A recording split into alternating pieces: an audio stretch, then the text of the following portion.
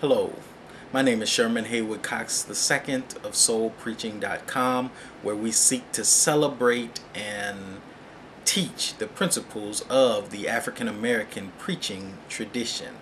In this episode of our video cast, we want to discuss basic principles of the celebration of the sermon.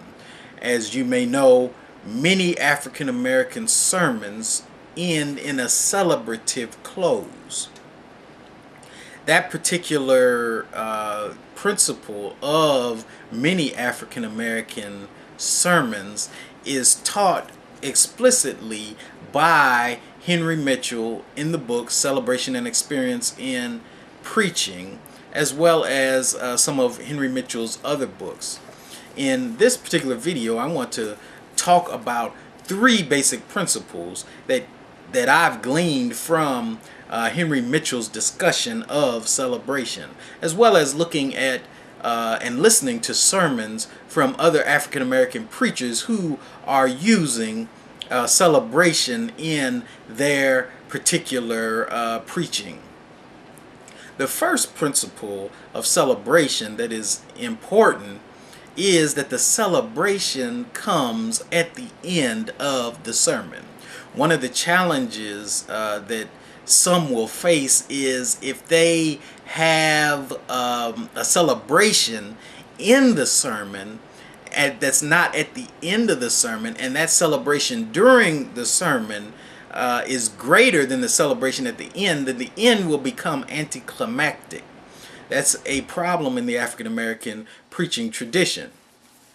So, although it is true that there are celebrations throughout, the show enough celebration, or the culminating celebration, is much greater than those others in these sermons. An example, when I look at someone like Frederick Douglass Haynes, where he often preaches 3 points.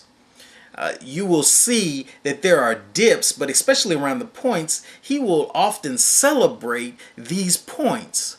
But the last celebration, or the celebration at the end, is a greater celebration than these celebrations during the sermon.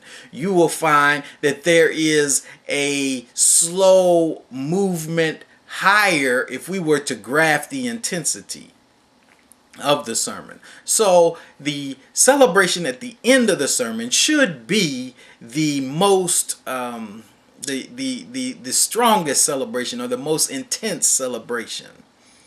Secondly, another important component of the celebration is that it should be related to the sermon. It shouldn't be something that is totally unrelated. If you do that, the celebration has a possibility of competing with the message, and often, because it's at the end, will obliterate from the mind, the people's mind, what you have just gone through and spent 25, 30, 35, even an hour, however long you preach. That will be forgotten, and the only thing that will be remembered is the celebration, if it is not related. And so it should be related. Henry Mitchell tells us that it should be a summary of the sermon. In the celebration, you hold up the summary of the sermon to the people so that they can celebrate the truth of the gospel in your particular sermon. And that's the second point. The third point is that there shouldn't be any new data in the celebration.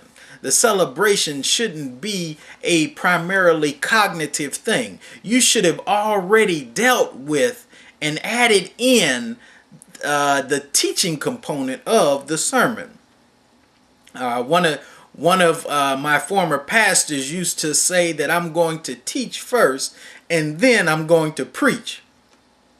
What he was saying is that he was not going to bring in any new things at the end during the celebration, because the celebration is about celebrating the truth of what has already gone on before. So here are three important principles that we should keep in mind when we are celebrating. One, that we should celebrate at the end of the sermon. Two, that the celebration should be related to the sermon, preferably a summary of the sermon. And three, that we shouldn't be bringing in new thoughts and new ideas into the celebration, but we should be celebrating the truth of what has gone on before.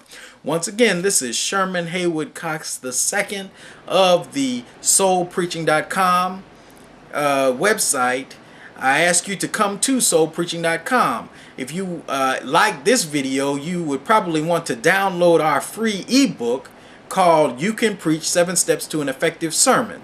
You can get that at www.soulpreaching.com/free book.